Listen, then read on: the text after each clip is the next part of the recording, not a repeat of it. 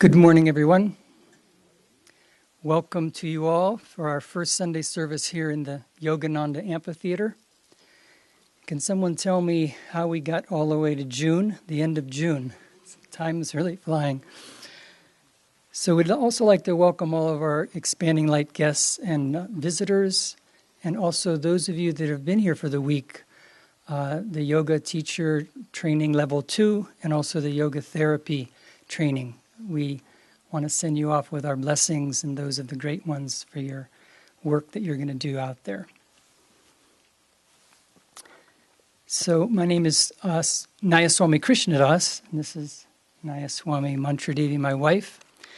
And today's topic is on the redeeming light. I'll be reading from Rays of the One Light, written by Swami Kriyananda, weekly commentaries from the Bible and the Bhagavad Gita. Again, today, the redeeming light. Truth is one and eternal. Realize oneness with it in your deathless self within. The following commentary is based on the teachings of Paramahansa Yogananda. The book of Isaiah in the Bible, chapter 9, tells us, "The people that walked in darkness have seen a great light. They that dwell in the land of the shadow of death, upon them hath the light shined." What is this light of which so many scriptures speak? In Autobiography of a Yogi by Paramahansa Yogananda, we read of an early experience the Master had with that light. "I was blessed about the age of 8 with a wonderful healing through the photograph of Lahiri Mahashaya. This experience gave intensification to my divine love. While at our family estate in Ikapur, Bengal, I was stricken with Asiatic cholera. My life was despaired of. The doctors could do nothing.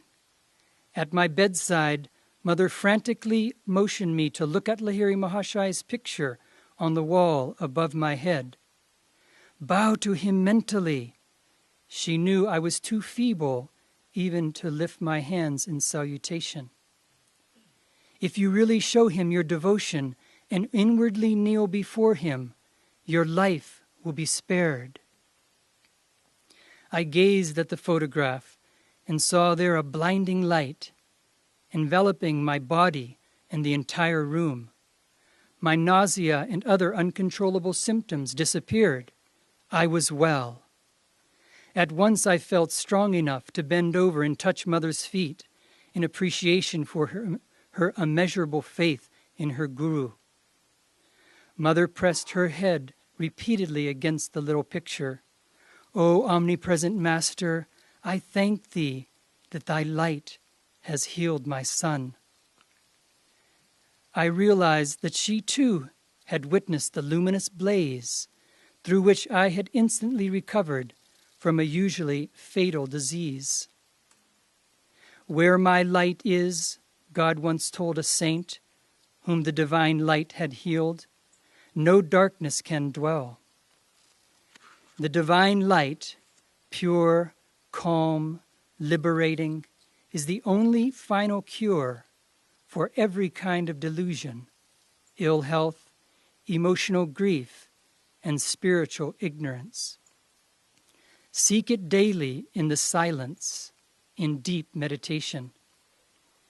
As the Bhagavad Gita says in the 5th chapter, "For whom that darkness of the soul is chased by light, splendid and clear shines manifest the truth, as if a sun of wisdom sprang to shed its beams of light."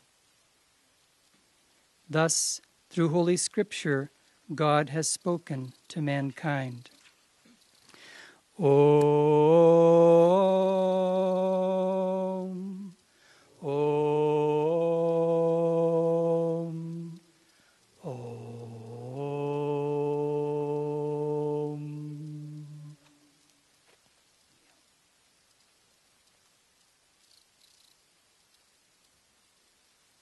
Good morning, everyone. I think what I'm going to do is, because I'm a little bit shorter than most people, I'm going to move this a little bit. I guess just push. Okay, got it. Thanks.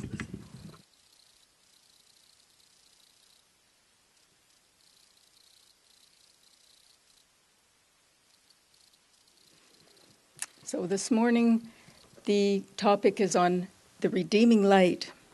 And I'm going to read first from Whispers from Eternity and the prayer of dawn, which is so perfect. With the opening of the earliest dawn and the lotus buds, my soul softly opens in prayer to receive thy light. Bathe each petal of my mind with thy radiant ways. I saturate myself with the perfume of thy presence, and I wait to waft with the breeze the aroma of thy message to all. Bless me, that with the spreading dawn I may spread thy love everywhere. Bless me, that with the awakening dawn I may awaken all souls with my own and bring them to thee.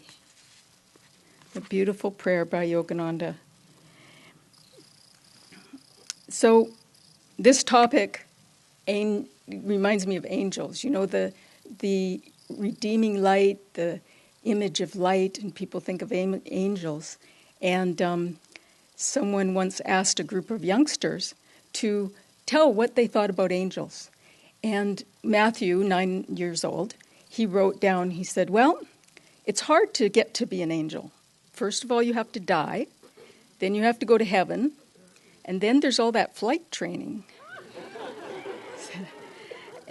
And then you have to agree to wear all those angel clothes. And I was thinking, I think at Ananda we're practicing because we agreed to wear all these clothes.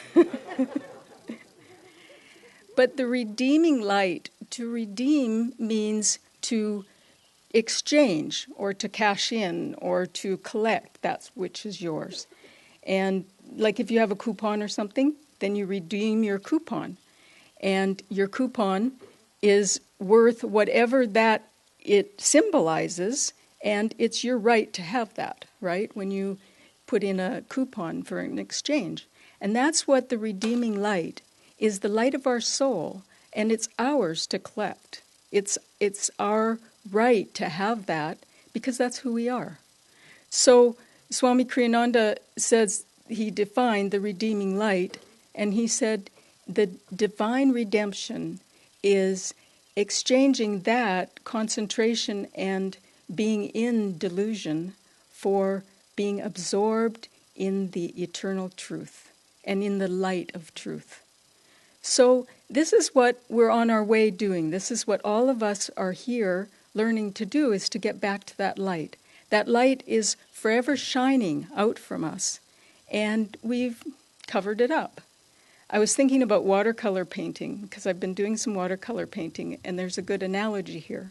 Especially with watercolors, you start out with a white, pristine sheet of paper. And when you want to have a white area, you don't paint on that area. So that's what's different about watercolors than, let's say, acrylics or oils, is that you need to save that spot of white or it will be a color. And then you start painting on colors, and wherever you want a color, you put it on in whatever depth you want it. It gets different colors as you apply different colors. And the amount you put on is how much light it blocks. So if you put paint all over that paper, it's going to block all the light coming through. That's why it's so fun to use translucent watercolor paints, because you can put down one color and the light shines through to the other color. You can make beautiful colors. You can also make mud. And that isn't so pretty. But it's like our souls, this light inside of us. And when we're in the astral world, we just can float, and we're in all these colors, and they're going through us. And then we get on this plane, the physical plane, and it's like the colors start sticking to us. And you put on one color, and let's say at the beginning when you're first a fresh soul coming out from God, and you're this beautiful, pure white. And then you have a little bit of a thought, just a little bit of a thought of a desire, and there goes a little splash of yellow. And then you follow that with an action. And pretty soon you've got all these acquisitions, and you're acquiring things, and all these colors are starting to come out in the colors that you've put out that energy. And maybe something happens and somebody irritates you, and you get this orange on you, and then somebody does something you don't like, and there goes a flash of red, and it sticks. And then green, because you envy something that somebody else has. Ooh, I want that. And so then comes the splash of green. And pretty soon all these colors are covering up that beautiful white, that beautiful light. And you put red and green together. Do you know what color you get? Gray. That's the color you mix those two. Not so pretty anymore. The colors were starting to be beautiful. And then you mix some more yellow, some more orange, and it starts going into a kind of a brownish color and starts getting muddy. And after a while, you've covered up that light and you can't see it. And nobody else can see that light. It's in there. It's in there shining, but it can't get through all those layers. And then we start having more lofty thoughts. And we start realizing we want to be calm, we want to pray, we want to get in touch with God. And then some beautiful blues will come in, and the violets of upliftment. And pretty soon those thoughts will start to wash away some of those muddy colors. And then little flashes of that light comes through again.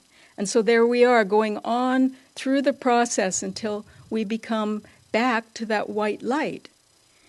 But meanwhile, we're on this plane, and you need the color to make the picture. Light has no form, but color has form, and objects have form. You can't have a beautiful picture if all you have is a white piece of paper. Nobody knows what's there. You need some form. So we need those colors give us form, but we want them to be beautiful colors and not the muddy, diluted colors, because God wants to shine through us. The rainbow is beautiful. The clouds obscure the rainbow or obscure the sun, but the sun shines through. So it's important for us to keep in mind what our thoughts are doing, because each one has, I'm going to put colors to it today. Another day we can put attitudes to it, anything. But there are attitudes, there's good attitudes to all the colors. Yellow is very intelligent, and red is activating, and blue is very calming, and violet is uplifting, and orange is enthusiasm. So we take the good parts of that. I was reading a book by Teresa of Avila. It's called The Interior Castles. And she was a great saint that lived in the 1500s. And she had a vision. And that vision was of a palace, a castle. And all around that castle were all these 7 mansions. And inside the castle was the king of hearts was Jesus, because she was very personally connected to Jesus. But that shining light. And all the mansions were all around the castle, and the mansions all had, some of them, millions of rooms. And there was 1 through 7, and you had to go through them in the order. You go through the first mansions. She called them mansions because there were many, many rooms. You could wander around in one for a long time. The first one is the inkling to have prayer, the inkling to want to know God. And I'm going to paraphrase here because she puts it in a lot different kind of language. But you realize the universal truth of her vision. And she likened it to the soul. The very, very inside is that beauty of our soul. And so you go through the first one, and it's the prayer. And the second one, you're starting to realize that you need good company and you need to act and behave properly. And the first one is very cold and dim. It's so far from the light. And the second one is a little bit warmer. The third one, you're starting to use self-discipline. You're starting to serve others. You're starting to see the need that your energy, you can't do it on your own energy. And this is starting to liken the chakras a little bit, isn't it? Because the third chakra is that, using that discipline. And then the fourth one, And she says, you're no longer just using your own energy, but you're using the guru's energy too. She doesn't say guru, but she said God's. And that likens to, at that point, your heart's opening up, you're not so dry. And then the fifth mansions. And that's a time when you're starting to begin to have a union with God. And the sixth one is the divine love affair, where the beloved and lover are together and spend a lot of time together. And then the sixth mansion, is that spending a lot of time. And then the seventh is the uniting of the two candles and liberation.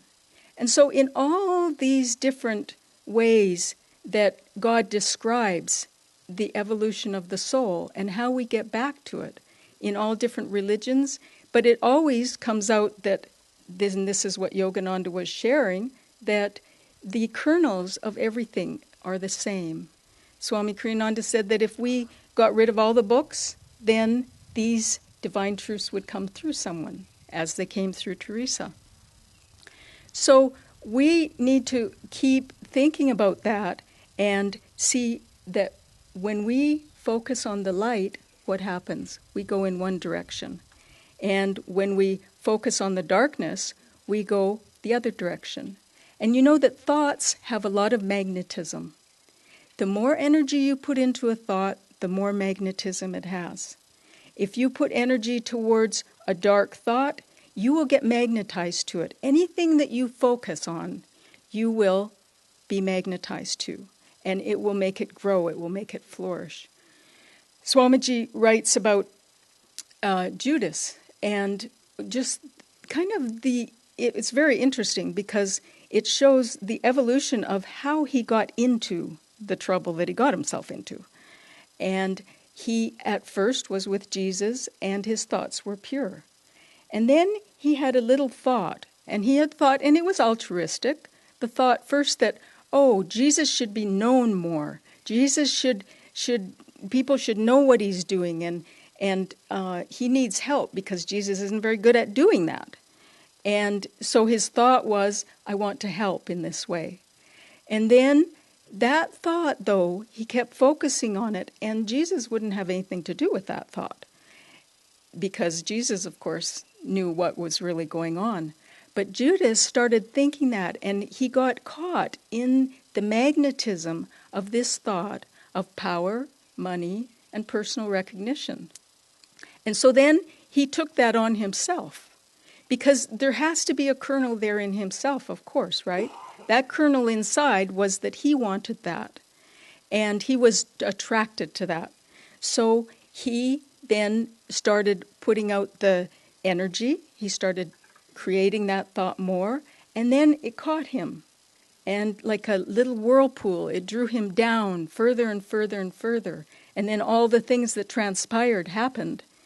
And it wasn't until he was spit out the other side, because the thought then had no more magnetism because of the results of it, that he realized what he had done. And we know he killed himself.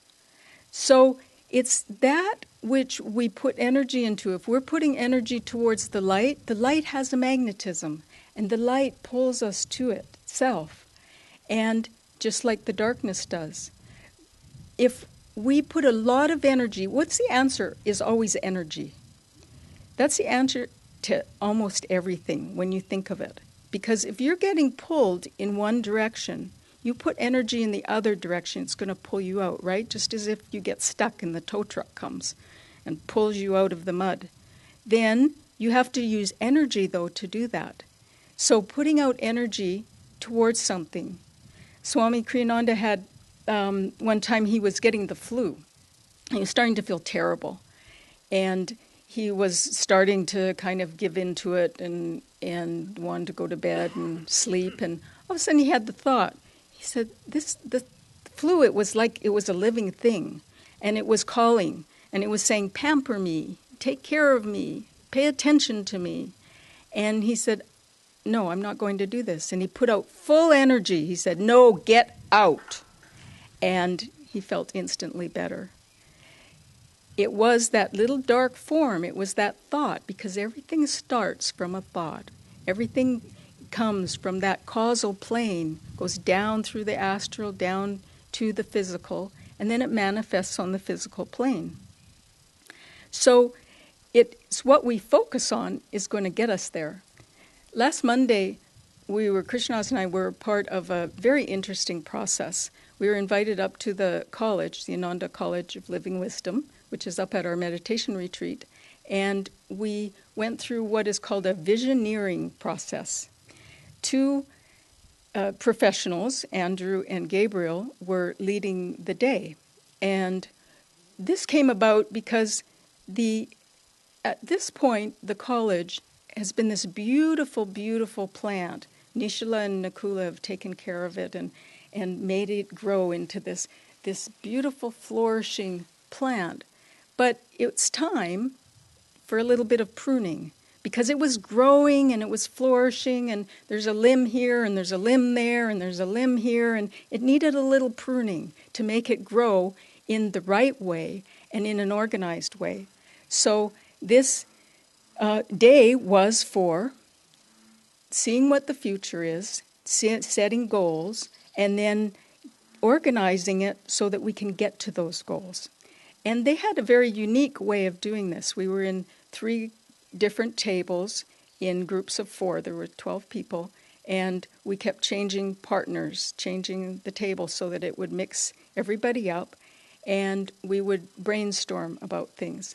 And one of the things that we did was set the goal for 2030.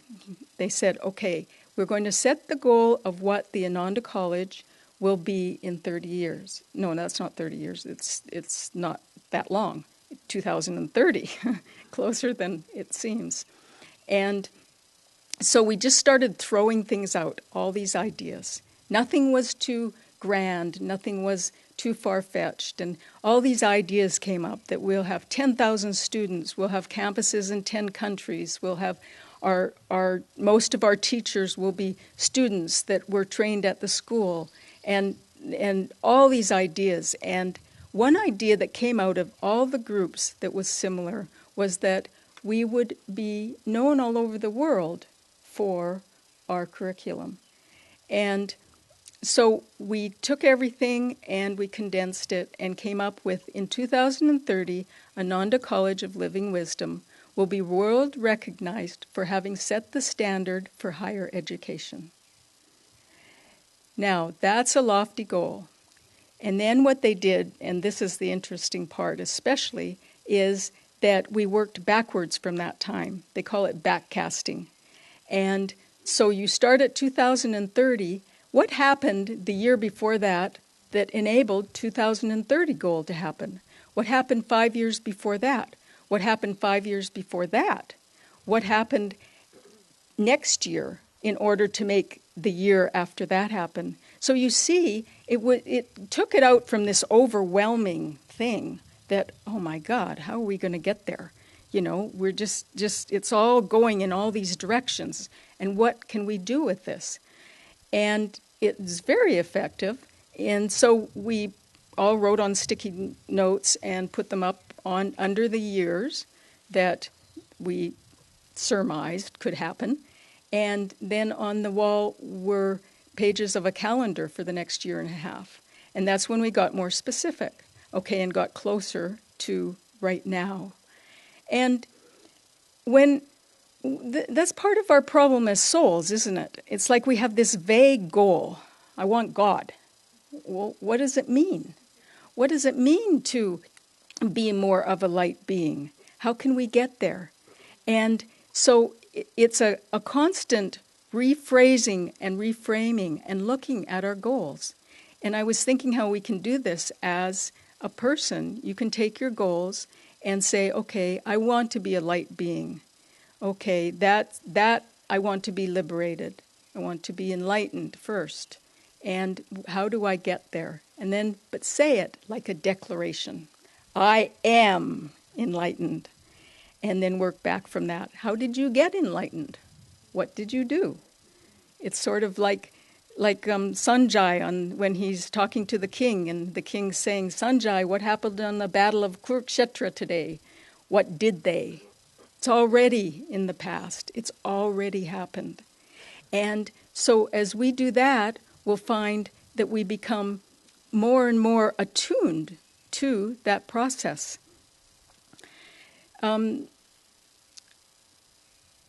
See, I have less time than I have things to say.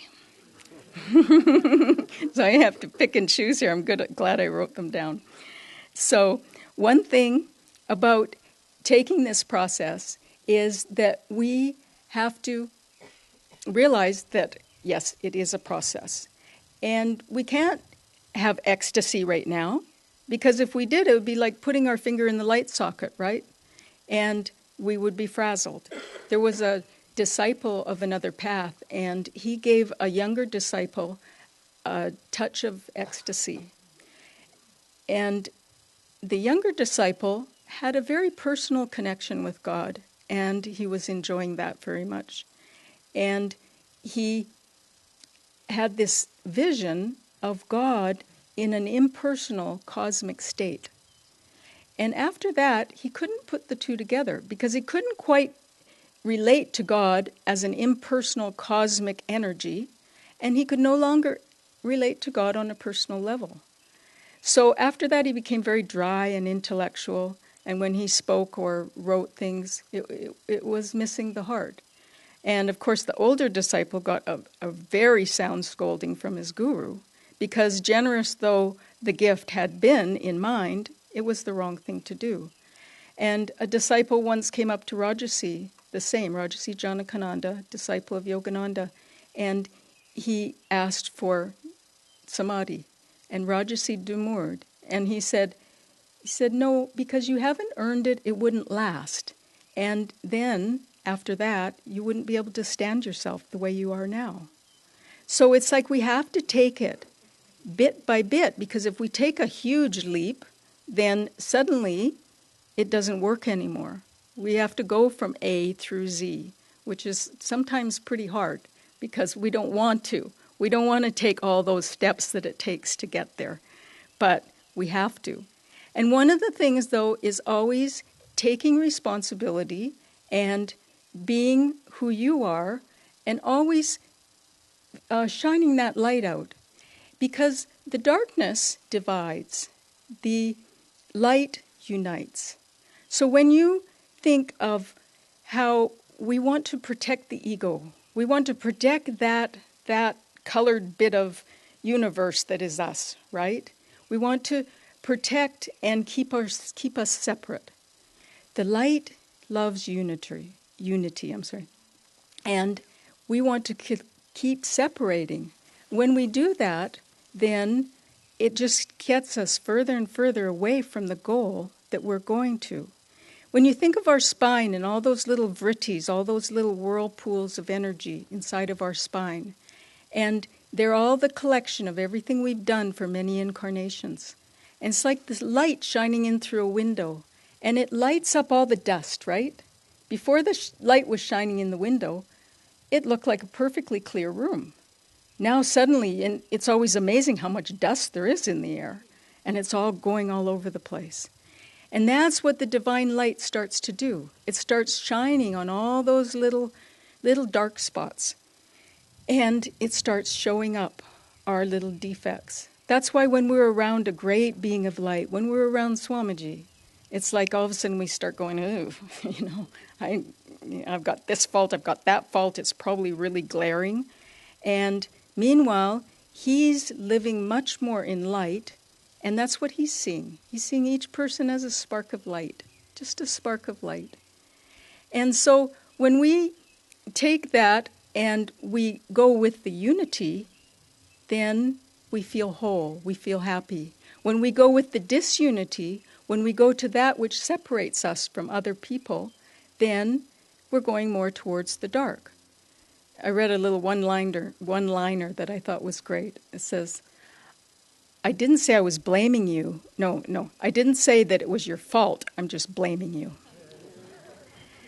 And kind of rings true, doesn't it, for a lot of us? It's like, I didn't say it was your fault, but I'm blaming you. Well then, okay, that's fine. It's fine. If another person is a big enough person and can take it and doesn't take it personally, then it rolls off them and you don't have to look at that dark spot that's inside of you. Someone else has taken the responsibility for it. But it will come back in another form, so then we have to look at it again. And it goes on and on and on. It's like this dark spot and that dark spot and this fault. And we could, and we do, go on for incarnations. But that's what Kriya Yoga is for, is to short-circuit that process, is to take those vrittis and clean them out of our spine. There was a friend that was in France, and she was at a cathedral. And she was watching a monk pull the bell, and the monk would pull down on the rope and pull down with all his weight and all his heart and all his soul. She could just see he was doing that. And then when the rope went out, he was pulled up by the rope and the bells rang. And then he would pull down again as hard as he could with all his heart and mind. And she could see that there was more happening than someone ringing a bell. He was just doing it, and each time he was getting pulled up to God and pulled down again with all his heart and mind and pulling God deeper in him. And I was thinking about our meditation techniques and how we can do that with Hong Sa and with Kriya. When you're breathing in and you're taking that energy up the spine, go up and meet the light and just take that energy up. And then when you breathe in, you bring the energy down, bring that energy more deeply into you.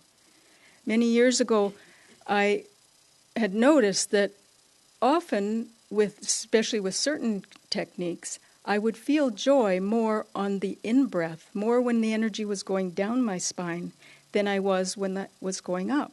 And I asked Swamiji about that, and he said that's because the energy is going deeper in your spine, and that's where the joy and bliss are. So this makes so much sense and I've been doing this with these meditation practices, is you take it up and you just feel the light and go up and meet the light and bring that light deeper inside each time. Go up, meet the light, bring it deeper. Go up and bring it deeper. Until after a while, all your breathing, everything, you're just automatically doing that. Frank Laubach, who was, Richard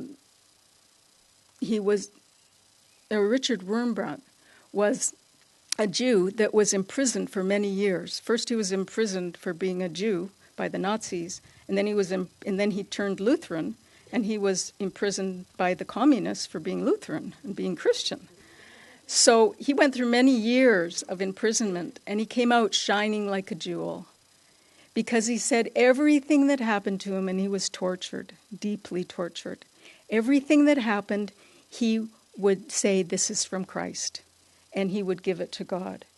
And he said he wanted to practice the presence of God, and he would at first give himself little goals, just a minute to think about God, and then 2 minutes, and then 5, and then 10. And then he said at some point, I would move my arm and I would think of God. So when you're doing your practices, bring that light into it. Bring the light into your life in as many ways as you can. It's so important that we focus on that, because when we focus on the other, it draws us the other way. It's so simple, but so hard to do sometimes. Focus on the light. I want to end by reading something that Swami Kriyananda wrote. Actually, he said this January 5th, 1980. And I always kept this. And it was obviously at a talk for Master's birthday. And he said, live in the light, live in love, live in the compassion of God. He loves you, and he wants to take care of you. And the only reason he doesn't is that you won't let him. Meditate, sing his name, serve your fellow man, and serve God in your fellow man. And you'll see that this is what can usher in the new age. And if it has to come through suffering, then so be it. It will come through suffering. But it doesn't have to. We don't need to suffer if we've learned the lessons. Live in the light, and you will live in joy. God bless you.